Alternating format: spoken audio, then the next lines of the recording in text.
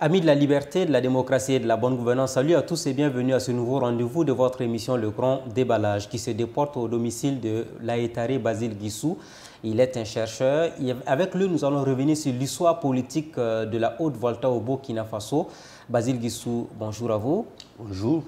Merci de nous recevoir chez vous pour cet entretien qui va durer 55 minutes. À votre service. Alors, vous avez 72 ans. Pour ceux qui nous regardent actuellement, quel est le secret pour atteindre 72 ans au Burkina Faso? Enfin, moi, je ne saurais pas trouver la réponse. Peut-être qu'un médecin peut mieux faire que moi. Disons que je me dis souvent que ça se passe dans la tête, c'est tout. Une hygiène de vie aussi qui s'avère importante. Oui, c'est vrai que les excès conduisent toujours à des catastrophes. Peut-être ça, mais je n'ai pas une attention particulière sur... Je fais ce qui me plaît, je fais ce que j'aime. J'aime être au village, j'aime être dans ma ferme, m'occuper de mes animaux et j'aime lire. Et puis bon, bien sûr, je m'intéresse à la vie politique de mon pays. Alors, les jeunes aujourd'hui n'ont pas, malheureusement, quand on constate la plupart du temps, 45 ans, 50 ans, tout va vite avec la jeunesse. Et les anciens comme vous, vous êtes parvenus quand même à vous maintenir sur la durée. Est-ce que c'est peut-être les vices que vous avez évités? Oh, écoutez, ça, je crois que c'est l'activité militante y est pour beaucoup. Parce que, pour la petite anecdote, j'ai fait quand même 7 ans à Paris en tant qu'étudiant. J'ai été une seule fois en boîte de nuit, c'était pour aller retirer la clé du bureau de la Fédération des étudiants d'Afrique noire en France qu'un Congolais avait amené avec lui. Je n'ai jamais vu l'intérieur d'une boîte de nuit. Je n'avais même pas le temps de le faire. Et toutes les fins d'année, du 23 au 24 décembre jusqu'en début janvier, 3 janvier comme ça, on était en congrès. Congrès de l'Association des étudiants voltaïques en France, congrès de la Fédération des étudiants d'Afrique noire en France. Et après les congrès, moi j'étais en fait le ministre des Affaires étrangères de la FEANF. Donc j'étais invité à tous les meetings et tous les congrès des autres associations et partis politiques qui siégeaient à Paris. À l'époque, entre 1973 et 1979, Paris était quand même la capitale politique du monde. Tous les conflits trouvaient solution en France et plus précisément à Paris. Je me rappelle précisément de la guerre du Vietnam à Fontainebleau. Ça s'est négocié entre Henry Kissinger, ministre des Affaires étrangères des États-Unis, et Ledicto, ministre des Affaires étrangères du Front de libération de l'Algérie. Voilà, toutes ces activités avaient lieu à Paris et nous, en tant que... Donc, au moment où les gens s'amusent, vous travaillez en fait à la limite. Et je pense que si vous vous référez au livre de Edouard Ouédraogo, l'observateur,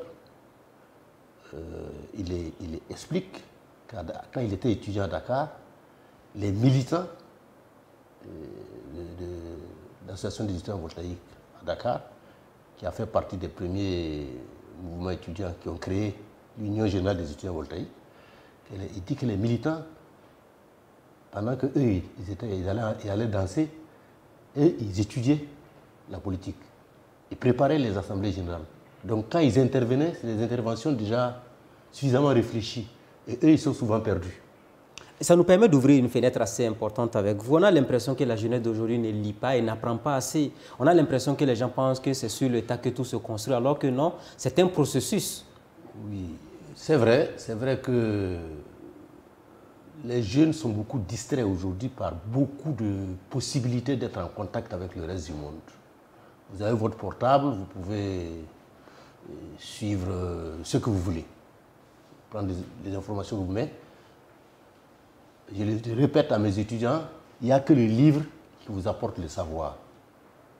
Ce n'est pas l'ordinateur, ce n'est pas le portable. Il faut lire. Quand on lit, on est concentré et son cerveau travaille. l'ordinateur ou le portable, c'est comme la télé. Est-ce que c'est l'inculture qui tue la jeunesse burkinabé aujourd'hui? Oh, ce n'est pas seulement la jeunesse, je pense que c'est l'élite intellectuelle et politique africaine est victime de son ignorance et de son approche superficielle des réalités de son continent. À ce point-là? Ah si, absolument. Quand vous lisez un Joseph Kizerbo, vous lisez un Théophile Obenga, vous lisez un Cheikh Anta Diop, vous savez que l'élite africaine est complètement à côté de la plaque. Il faut dire la vérité. On a les yeux fixés sur les pays européens, au lieu d'inventer notre propre chemin. Est-ce que nous sommes permanemment dans le mimétisme qui nous tue aujourd'hui? C'est ce qu'on a fait que ça depuis 1960. Le vrai, comment on appelle ça, les boulets que les élites politiques africaines traînent aux pieds sont issus de l'aliénation culturelle, du fait qu'ils n'arrivent pas à s'extraire du moule européen occidental, surtout francophone. La francophonie, ça veut dire quoi? Ça ne veut rien dire. Mais des gens sont prêts à mourir pour la francophonie, des Africains. Les Africains défendent plus la langue française que les Français. On parle de la francophonie comme un cadre d'espace culturel. Mais c'est un enveloppement, c'est pas du développement, c'est une prison. C'est une prison intellectuelle, culturelle. Ça, je suis catégorique là-dessus. Tous les collègues à moi, les chercheurs, les linguistes qui ont travaillé avec moi à la recherche scientifique m'ont toujours répété ça. La langue, c'est le support essentiel de toute culture. Vous perdez votre langue, vous perdez votre culture. Ça devient du folklore. Donc la francophonie, pour vous, en somme, c'est un outil de domination de la France? Non, c'est une prison. Une prison, le mot, il est trop fort tout de même. Mais non, il n'est pas très fort, il n'est pas trop fort. C'est une prison. Parce que moi, dans ce pays-là, un intellectuel m'a déjà dit que s'il est ce qu'il est, c'est grâce à la langue française. Et il y croit mordicus. Et vous étiez dessus de sa réaction ou non, cela pas vous du a tout, choqué? ça ne m'étonne pas parce que à plusieurs reprises, même avec mes étudiants à l'université, je vois ça. Regardez la visite de Macron ici. C'était un petit Dieu. On lui supplie de mettre de la climatisation dans les... Mais comment ça? Ça veut dire que là-dedans, ça ne marche pas.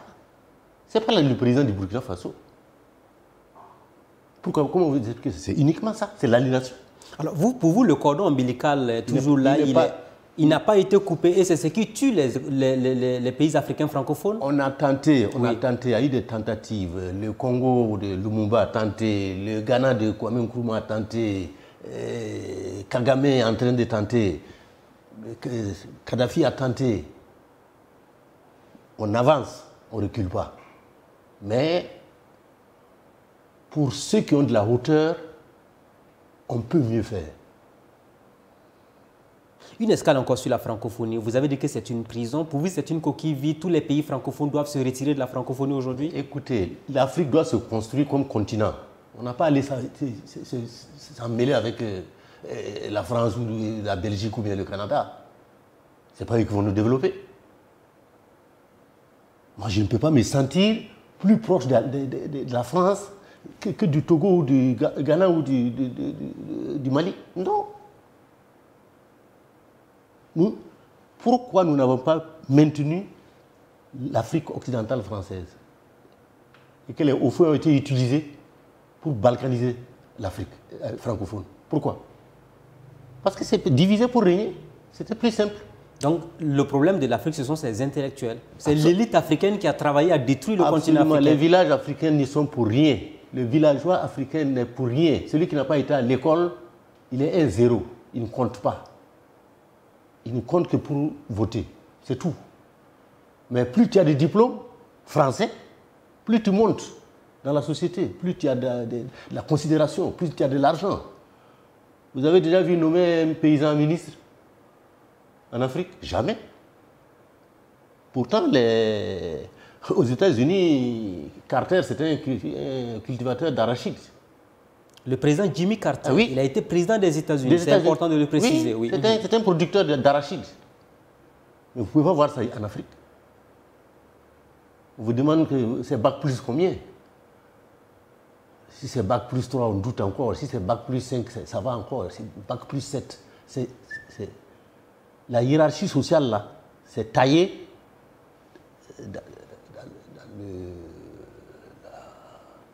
les schémas français.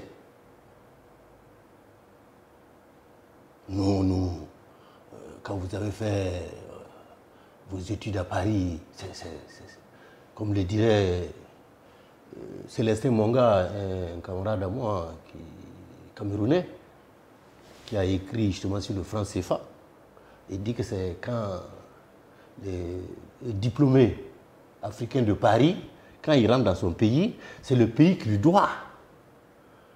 Et chez nous ici, ça s'est vérifié à maintes reprises.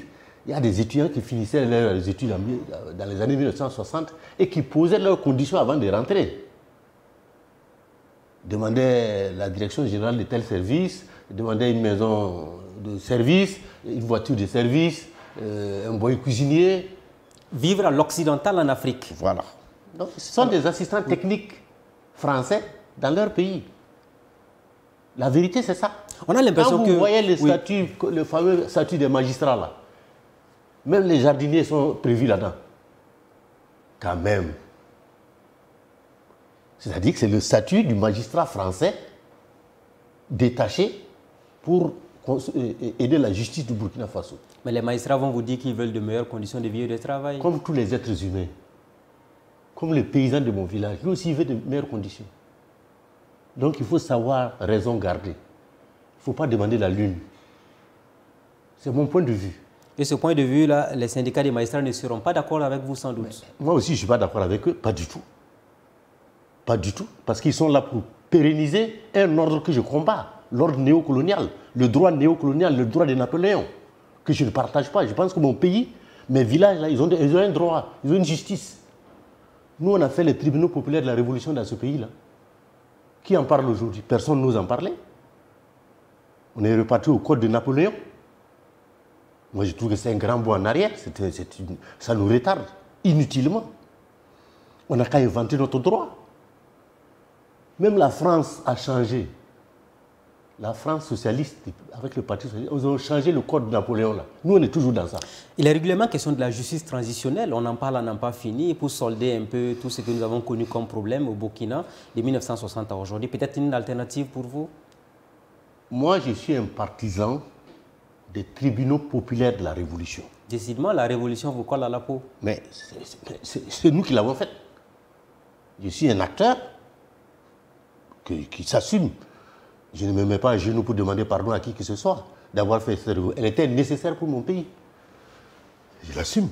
Voilà qui est clair. Je voudrais maintenant qu'on fasse une escale sur de 1960 à aujourd'hui. On parle des indépendances, on n'a pas fini. Sommes-nous véritablement indépendants pour vous? Indépendance économique, alimentaire, culturelle, économique et sur tous les plans. Bon, ma réponse est simple. C'est la question du verre qui est à moitié vide ou à moitié plein. Pour moi, le verre est plein à moitié.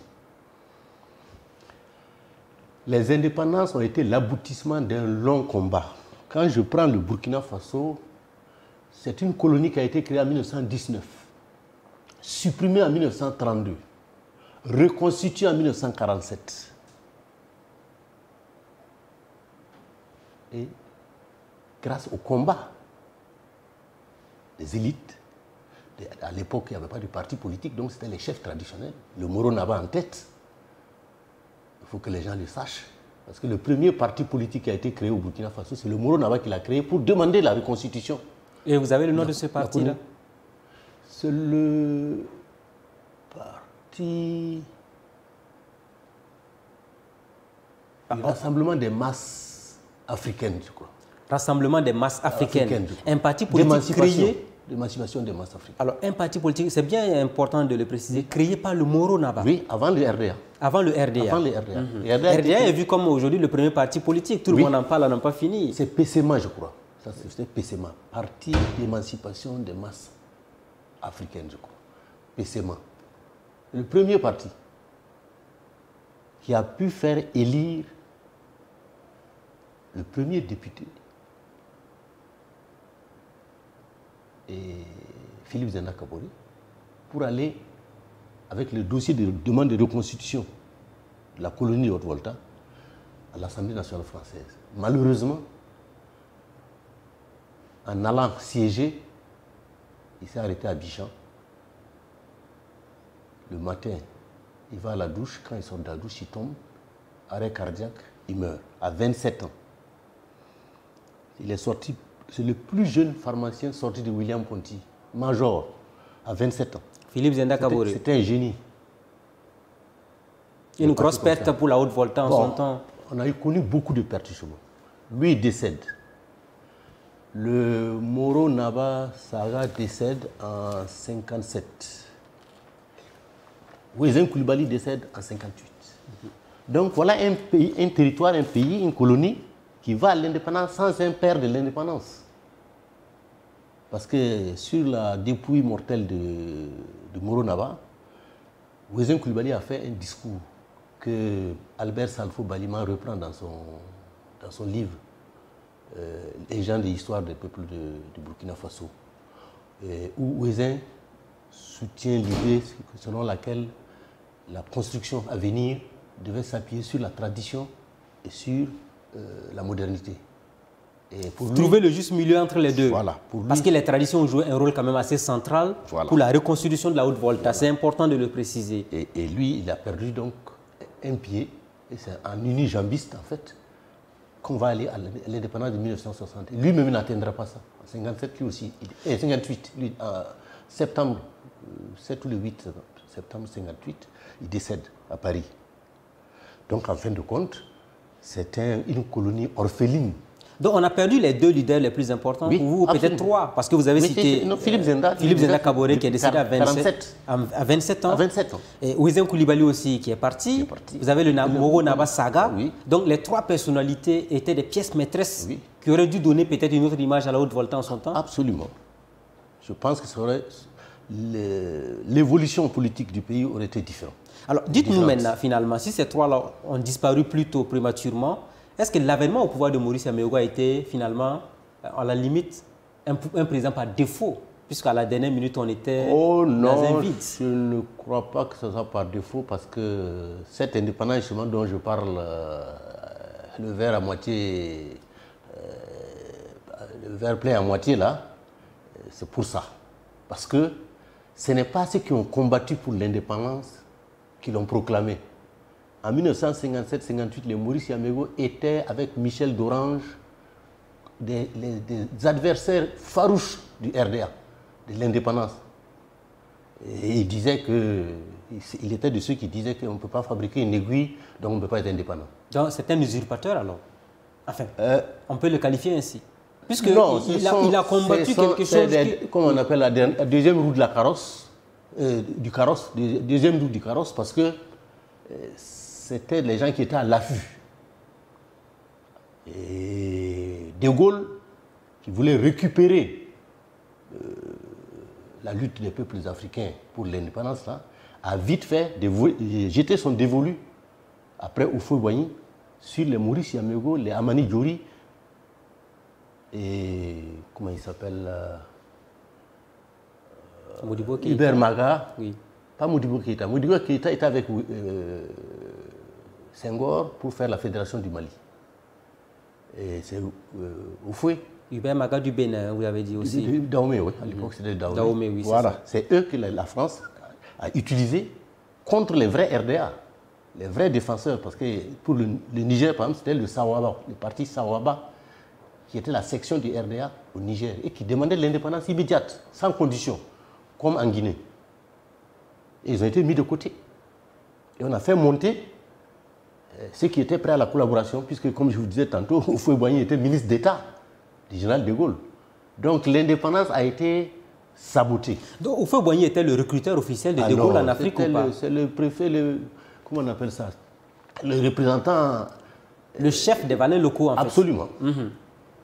C'était le proconsul français pour l'Afrique de l'Ouest francophone. Et il a joué très bien son rôle, jusqu'au bout. Jusqu'au bout de sa vie, il a été attaché de façon ombilicale à la France. Moi, ce n'est pas quelqu'un qui me l'a dit. J'étais là, à Lomé,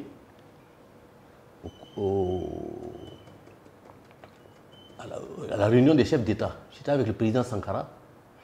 Quand Auxins, le DG de Air Afrique à l'époque, un Congolais, est venu avec son plan de redressement de la compagnie aérienne pour exposer au chef d'État. Et c'est Oxens Ikonga. Il proposait de licencier, je crois, 400 ou 500 les employés de Air Afrique pour pouvoir redresser la compagnie. Et c'était Eyadema qui présidait. Eyadema dit quelle solution on a par rapport à ça. Je vais demander la parole au doyen.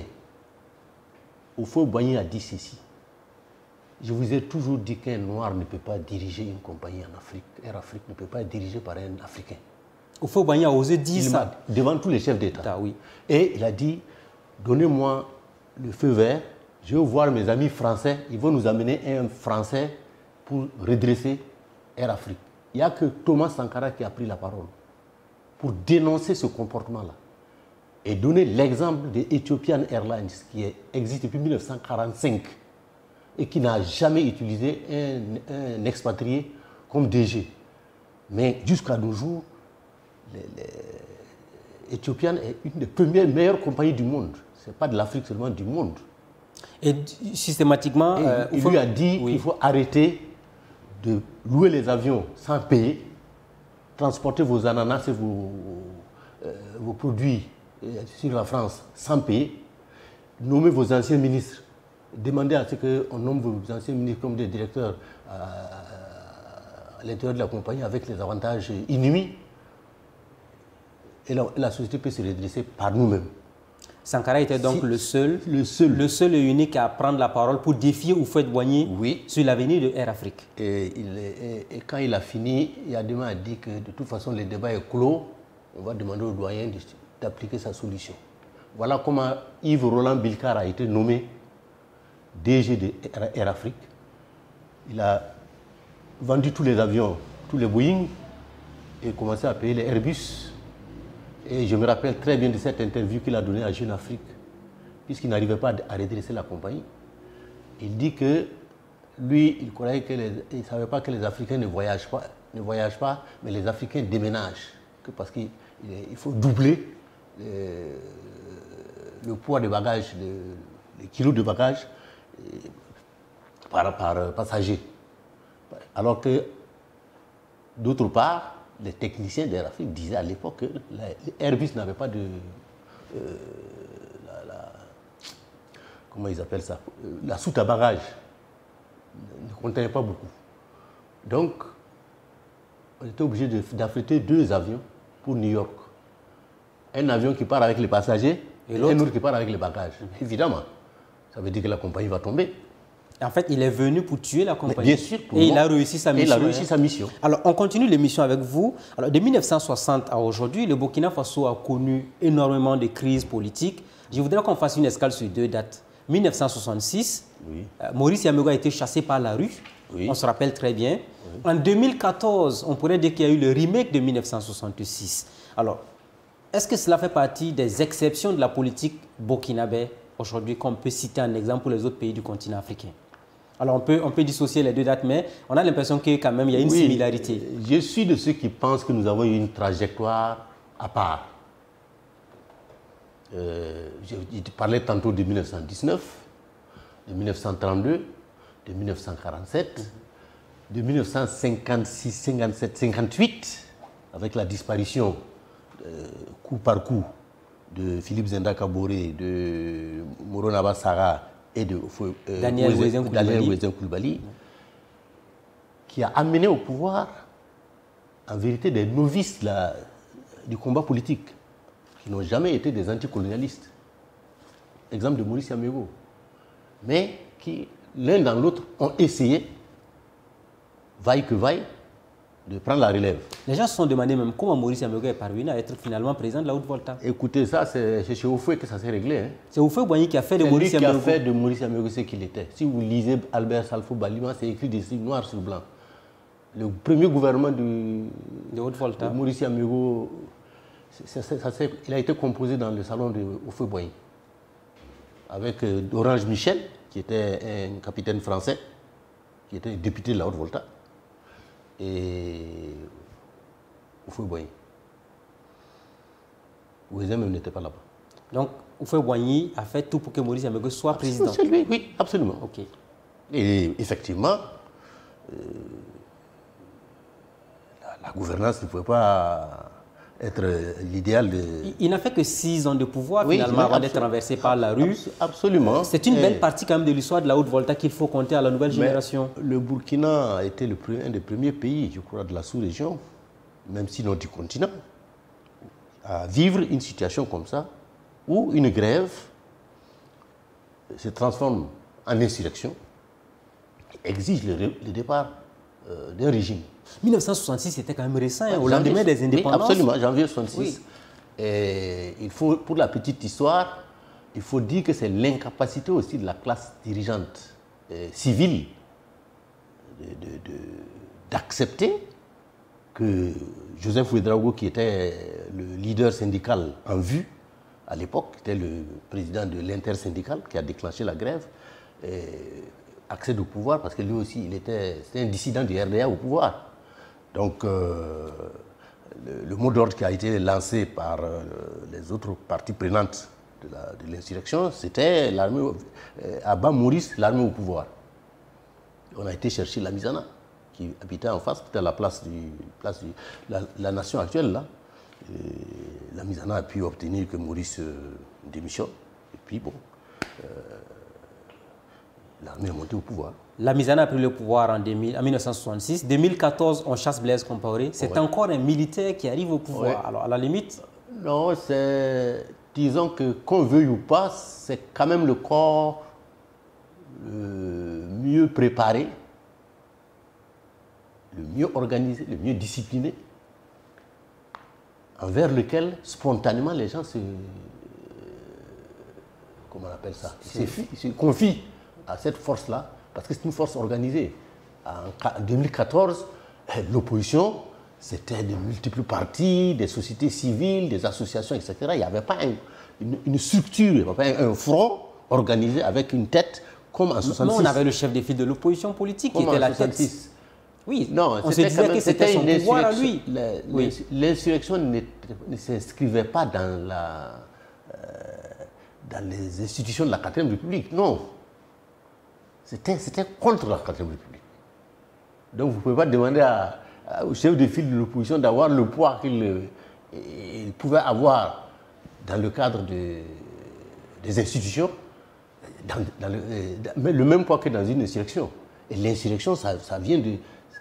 à la limite, c'est ingérable parce que c'est la rue. Donc le réflexe d'aller vers l'armée, c'est compréhensible. Même si je pense qu'à l'époque, les partis politiques n'étaient pas à même de s'organiser spontanément pour saisir la balle au bond et prendre la direction des opérations. Ce n'était pas possible. Trajectoire particulière pour la Haute-Volta à Burkina Faso, mais comment vous expliquez le fait que tous les présidents qui se sont succédés n'ont pas été capables d'apporter cette véritable indépendance économique, alimentaire au peuple burkinabé? Écoutez, je ne veux pas jeter l'eau pauvre sur les autres, sur les régimes qui se sont succédés, mais je pense qu'il y a des obstacles qui sont pratiquement infranchissables qui ont maintenu le pays dans une camisole de force. C'est la France-Afrique. On ne peut pas s'en retirer là, on ne peut pas s'en tirer aussi facilement. Écoutez, bon, je vous disais tantôt que Maurice, bon, c'était le cadet de Houphouët-Boigny qu'il a mis en selle. Mais une fois qu'on s'est débarrassé de Maurice Yamego, en principe, on se disait que la chose devait reprendre. Non, les militaires, commencés par la Misana, n'étaient pas du tout dans un état d'esprit de mener une politique de rupture vis-à-vis de la France. Déjà créer l'armée voltaïque et déménager la base militaire française de Bourg-du-Château, c'était un exploit qu'il faut reconnaître à Maurice Yamego. Et c'est Lamizana qui a été ramené ici en tant que capitaine de l'armée française et qui a monté l'armée avec ses camarades, les Babassi, les Bilazagré, etc., etc. C'est eux qui ont monté l'armée. Donc c'est déjà, à l'époque, c'était un exploit. Et Maurice l'a payé cher, puisque le 3 janvier, quand il a voulu faire appel à l'intervention à la France, Houphouët lui a dit, je t'avais bien dit de ne pas chasser l'armée française. Et De Gaulle a refusé de se mêler de ça. Donc, c'est une lecture en l'envers a fait comprendre aux autres chefs d'État qu'il ne faut pas toucher aux Français, à l'armée française. Sinon, il faut que quand tu auras des ennuis, tu seras seul face à la rue. C'est ce qui s'est passé dans des pays comme la Centrafrique. On a ramené des présidents de Paris à Bangui dans des avions militaires français. Ça, c'est connu. Donc, la vérité, c'est que nous sommes restés dans ce giron-là. Et c'est le 4 août 83 qui a opéré la rupture.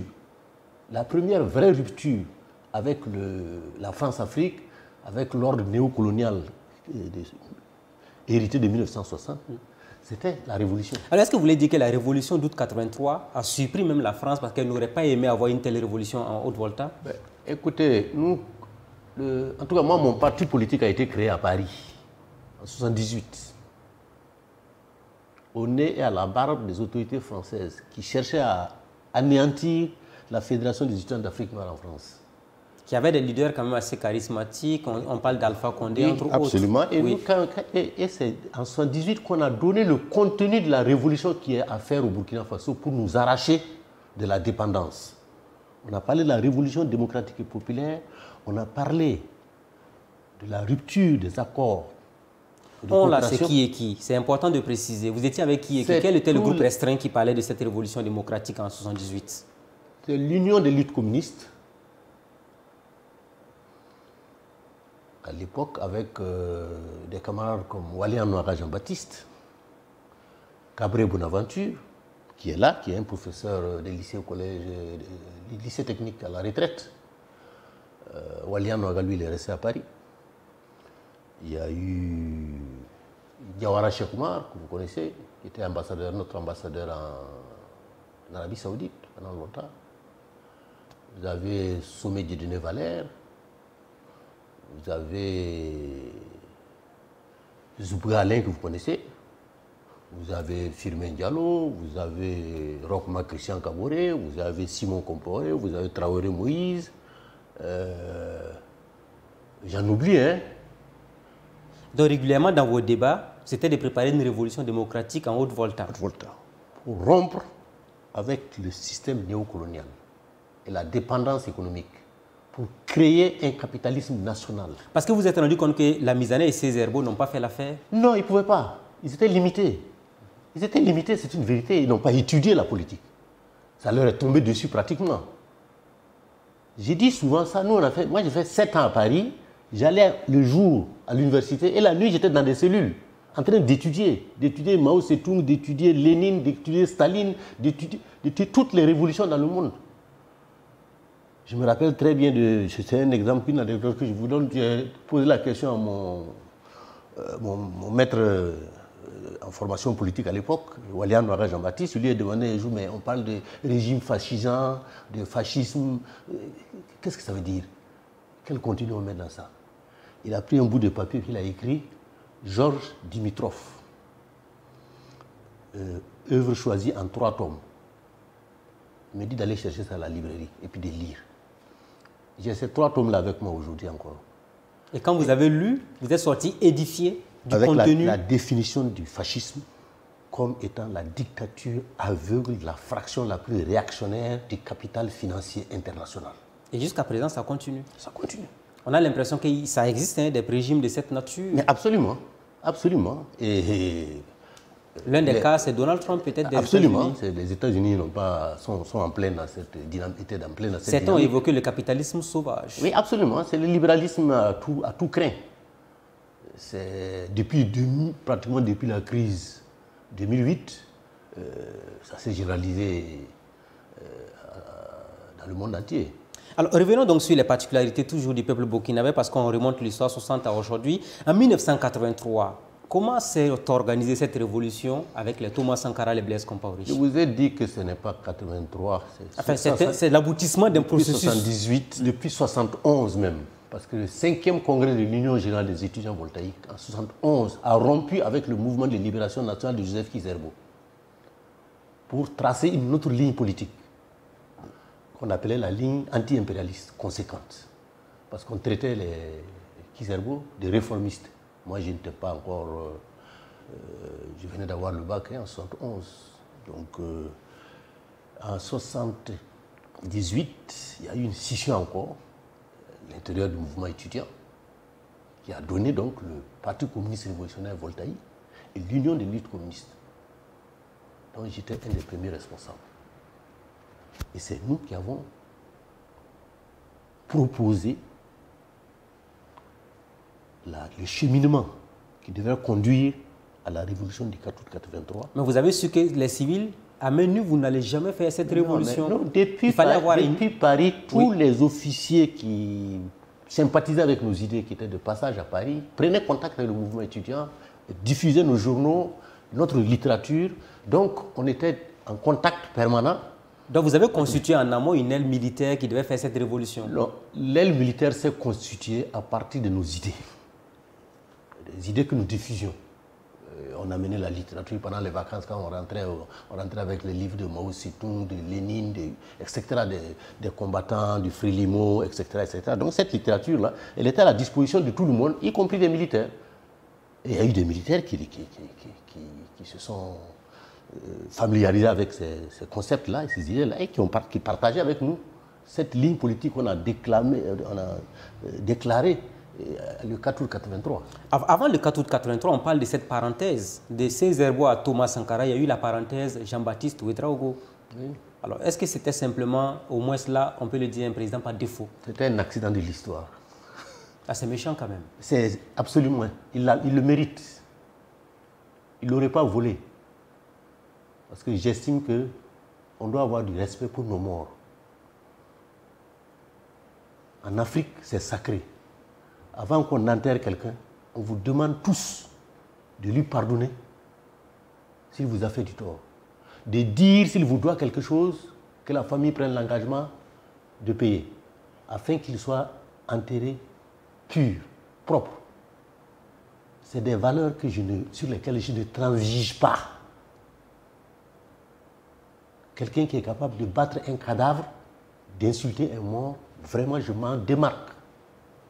Vous voulez parler de sa part de vérité? Mais que vous n'avez pas lu cette... Je l'ai écouté. Expliquez pourquoi. Vous n'avez pas lu le document? Non. Et je ne le lirai pas non plus. Jamais? Non. C'est une question de principe. Mais on parle de liberté aussi. Il ne faut pas non plus qu'on arrive à avoir une dictature. Écoutez, la liberté qui permet de tuer la liberté, là, je ne suis pas dans ça. Voilà. Il y a des limites à toutes les libertés. Je vous ai dit, je suis un Africain. Je reste un Africain. J'estime que le mort, on le respecte. On ne le salit pas. On lui pardonne ses péchés. Est-ce qu'il a été ingrat envers Thomas Sankara? Vous qui avez connu les deux cas. Écoutez, moi, Jean-Baptiste, Thomas Sankara. Je n'étais pas dans les... Je ne suis pas un militaire. Vous avez travaillé avec des militaires? J'ai travaillé avec des militaires à partir du 4 août 1983, précisément. J'étais dans le gouvernement, j'étais dans le CNR.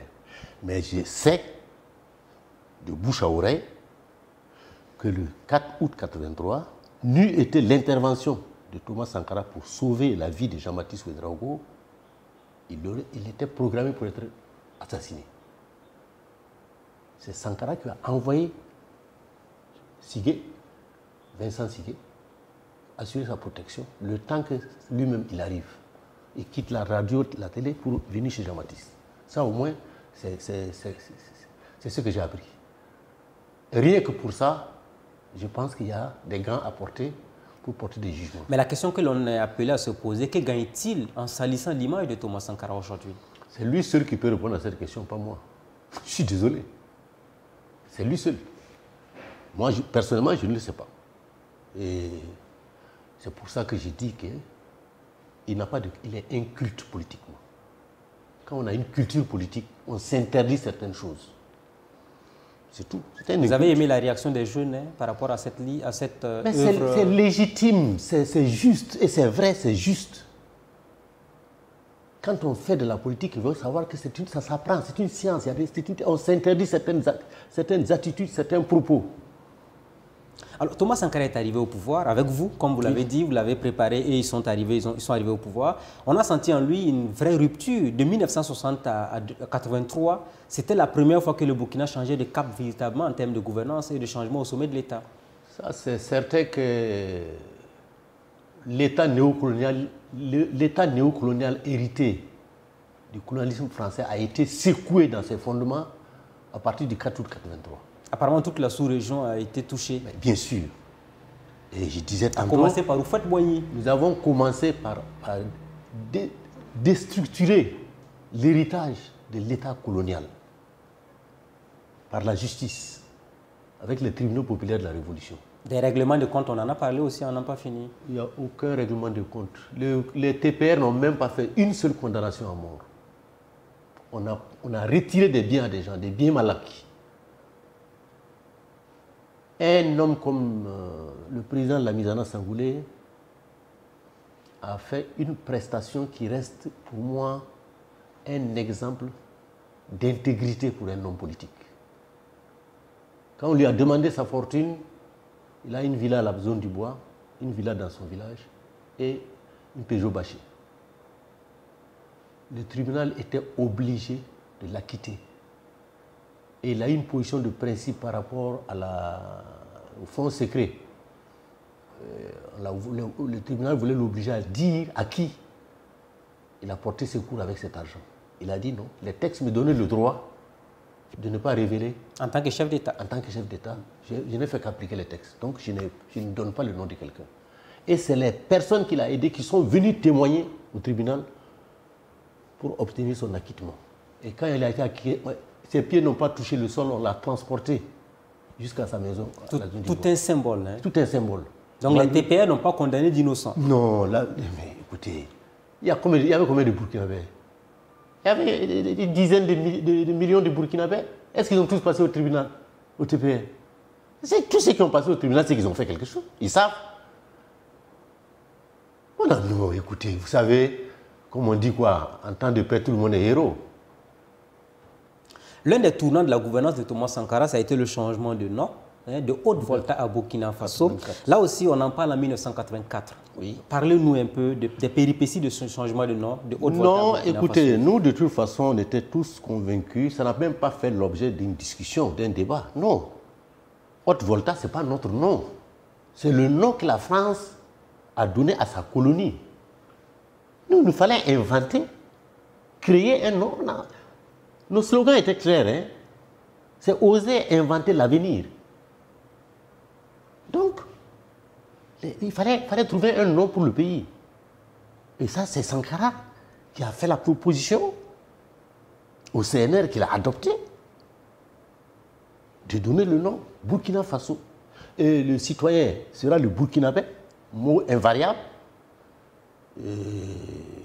contre l'avis de M. Senghor, qui a écrit pour dire qu'il faut... La langue française ne supporterait pas qu'on dise burkinabé pour les hommes, pour les femmes, pour les enfants, mais plutôt burkinais pour les hommes et burkinaises pour les femmes. Et on l'a envoyé paître. On lui a dit que nous ne sommes pas des Français. Nous n'avons aucun contrat de respect de la grammaire française. C'est lui, les grammairiens français, ça c'est son affaire. Donc, le drapeau a changé, l'hymne aussi a changé. L'hymne national aussi a changé. L'hymne a eu le nom de l'Itanien, là. C'est une des plus petites communautés linguistiques du Burkina, les lobis. Ah, ça vient de là. Ça vient de ça. Les lobis. C'était le chant de la victoire, d'Itanien. C'est tout ça ingénieux. Et depuis ce temps-là, à part des phénomènes comme Frédéric Guillemard, qui demandait le retour à la Haute-Volta et au drapeau noir, blanc, rouge, je n'ai pas vu... Vous les qualifiez de phénomène. Hein? C'est un phénomène. C'est un vrai phénomène. Ça, c'est un pur produit du colonialisme français. C'est clair, c'est un produit pur. Il ne s'en cache même pas. Mais il n'y a pas très longtemps, Herman Yamégo aussi avait trouvé que l'hymne national était violent. Bon, on a dit que la Marseillaise en France aussi a été critiquée parce que c'était violent.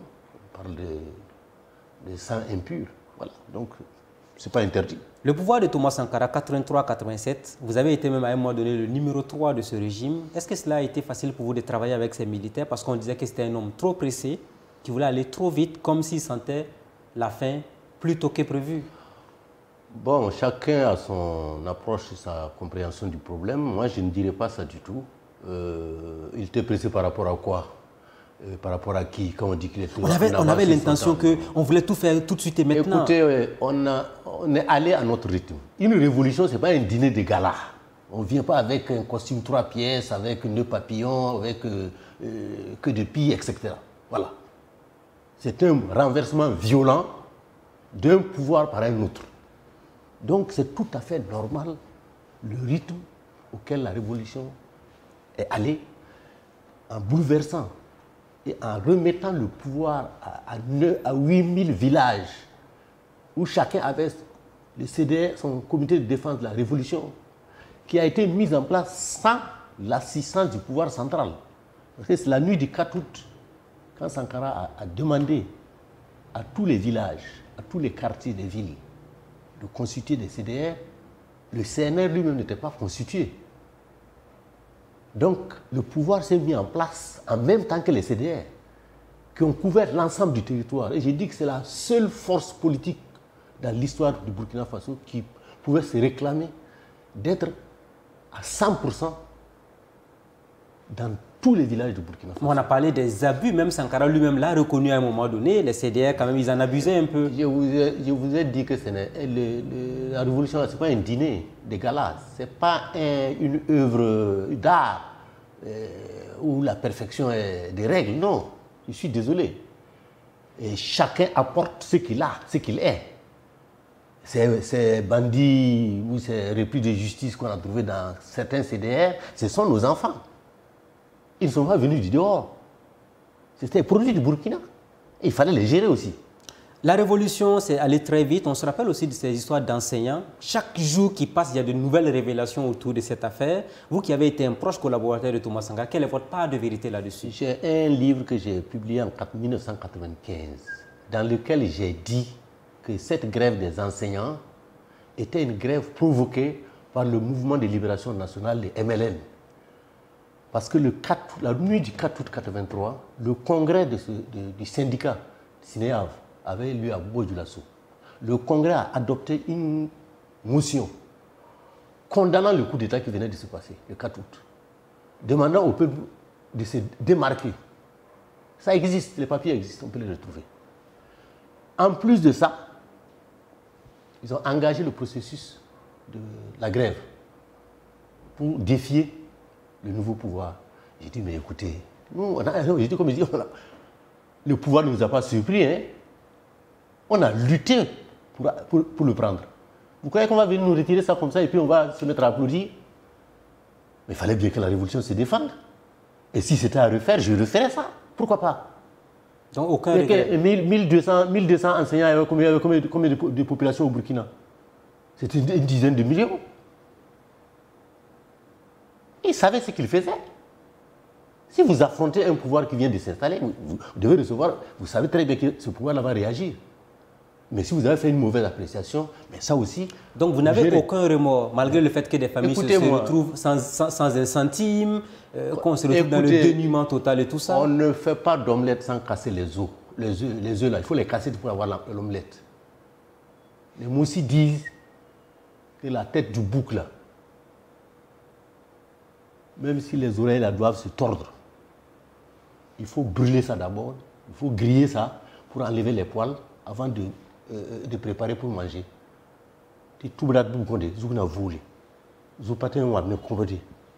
Donc vous ne pouvez pas faire une révolution sans vous défendre par rapport à des contre-révolutionnaires. Et les assassinats pendant la révolution, est-ce que c'était normal aussi? Je ne suis pas impliqué dans un quelconque assassinat. Mais vous étiez du pouvoir du CNR? Non, je ne suis pas du tout au courant d'un assassinat décidé par le CNR. Non, je suis désolé. Donc il n'y a pas eu de crime sous le CNR selon vous? S'il y en a eu, ce n'est pas Je donne un exemple, hein, c'est l'incendie de l'Observateur. Le pouvoir avait bon dos de porter la responsabilité. Jusqu'à aujourd'hui, personne ne m'a donné la preuve que le CNR, ni de près ni de loin, a été mêlé à ça. Pourtant, dans l'opinion, c'est un acquis. Donc je pense qu'il faut approcher les questions avec un peu de discernement. Beaucoup se sont servis de la révolution pour régler des petits problèmes personnels. Parce qu'à l'époque, il y avait une effervescence, le climat était favorable, donc on pouvait faire porter les abus, les excès, sur le dos d'autres. Est-ce que vous avez vu venir la crise entre Blaise Compaoré et Thomas Sankara? Écoutez, il faut... C'est le 7 octobre 87, Thomas Sankara est venu ici dans ce salon. Ici même? Ici, là, il était assis là. Il est venu avec le discours qu'il devait faire le lendemain, le 8, à l'inauguration du boulevard Che Guevara, qui est le boulevard qui va sur l'école de police. Et le fils de Che Guevara était venu pour assister à ça. Il m'a donné son discours à lire. Je n'étais plus dans le gouvernement, je précise ça en passant. J'avais quitté en août, à la traditionnelle dissolution du gouvernement tous les ans. Et il me dit de lire et puis de donner mon appréciation, faire mes amendements si je dois faire des amendements. J'ai refusé, je lui ai dit non. Je ne suis plus ton ministre. Je ne suis plus ministre, je ne suis plus membre du gouvernement. Je ne vois pas pourquoi je vais continuer à faire ce travail-là.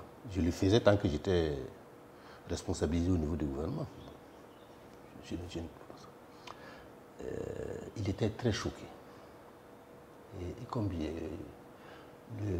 l'expression qu'il m'a donnée, c'est qu'il était à bout. Et je lui ai dit, bon, la situation est en train de s'aggraver. Dans l'opinion, en tout cas, on attend l'affrontement, quoi. Mais est-ce que tu ne peux pas faire une dernière démarche pour voir Blaise et que vous recollez les morceaux pour repartir? Il s'est levé, il m'a dit c'est trop tard. Thomas Sankara, depuis le 7 octobre, il vous a dit que c'est une semaine avant. C'était trop tard. Il a pris la porte. Je l'ai suivi jusqu'à sa voiture, la R5. Il m'a fait comme ça, il a tendu la main comme ça. Il dit bonsoir. Il a dit au chauffeur de démarrer. Voilà la dernière scène que j'ai vécue avec lui. Et comment vous avez appris l'assassinat le 15 octobre de Thomas Sankara? J'étais assis sur la terrasse ici. Qui vous a donné l'information? La radio. J'ai écouté la radio. C'est tout. Après, vous avez fait la prison, on se rappelle. Quelques mois en prison. Oui, j'ai fait 4 mois. 4 mois. Comment ça s'est passé? Est-ce que c'est Blaise Compaoré qui vous a fait arrêter? Qu'est-ce qu'on vous reprochait? Écoutez, de toute façon, dans ce type de situation, il y a toujours la chasse aux sorcières. Et c'était nous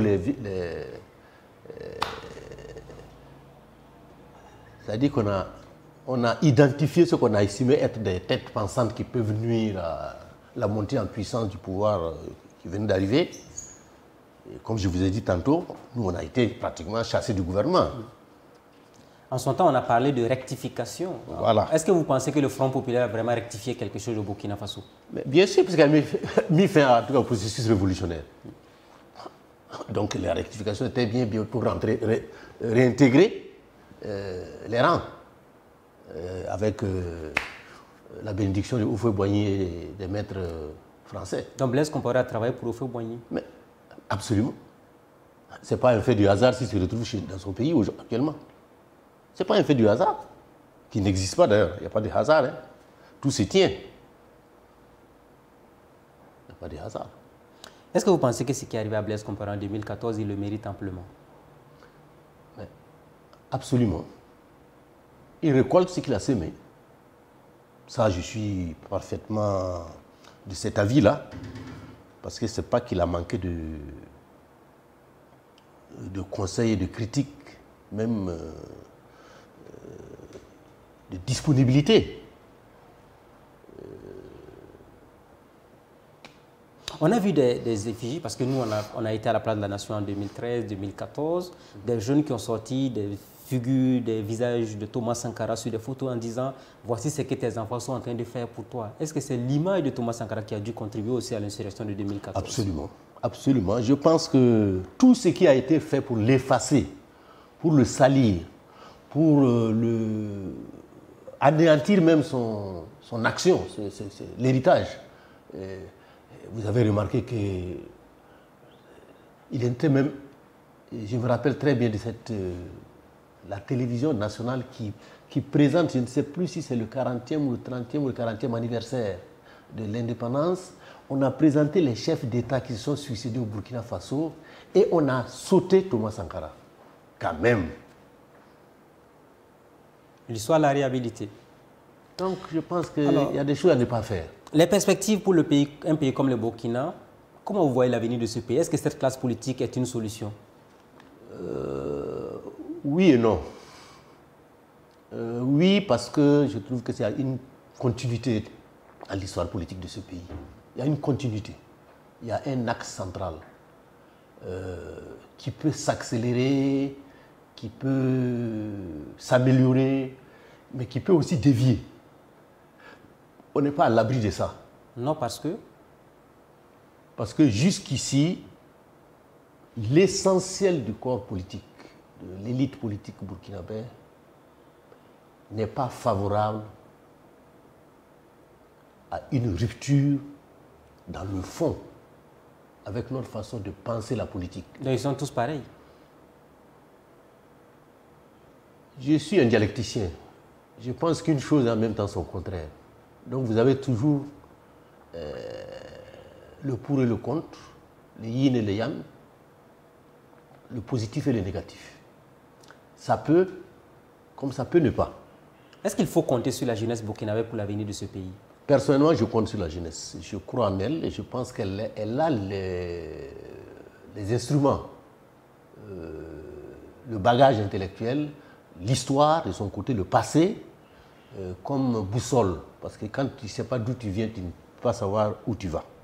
De ce point de vue-là, c'est un pays qui a tracé sa trajectoire. Maintenant, comme j'ai dit, c'est le contenu des étapes qu'il faut négocier et intelligemment. Parce qu'il y a des attaques frontales que vous ne pouvez pas faire parce que le rapport de force externe et interne ne vous l'autorise pas.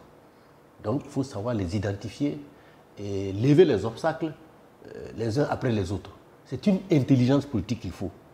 Et je ne suis pas garanti à 100% que nous avons fait majoritairement cette option-là. Non. Je pense, comme docteur Sabalga Ouedraogo, que la jeunesse veut du sankarisme, veut la révolution, à la Sankara, mais en même temps rêve de la montre de Samuel Eto'o et elle a le droit d'être ambitieux. La voiture de Drogba. Les jeunes ont le droit d'être ambitieux quand même. Ce n'est pas cette ambition-là que je pense qu'il faut entretenir. Il y a d'autres ambitions. Le travail bien fait, la persévérance, l'abnégation. La dignité, gagner son argent à la sueur de son front. Et en profiter. En profiter légitimement. Créer de la richesse pour assurer la réduction des inégalités sociales. Parce que nous sommes dans des pays très, très inégalitaires. Et ça ne pardonne pas sur les crises politiques. Ça ne pardonne pas. On s'arrête là pour aujourd'hui, malheureusement.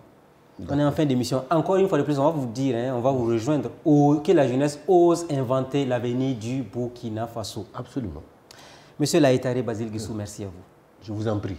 Toujours à votre service. Merci de nous avoir reçus dans ce même salon dans lequel est passé un certain Thomas Sankara le 7 octobre 1987. Oui.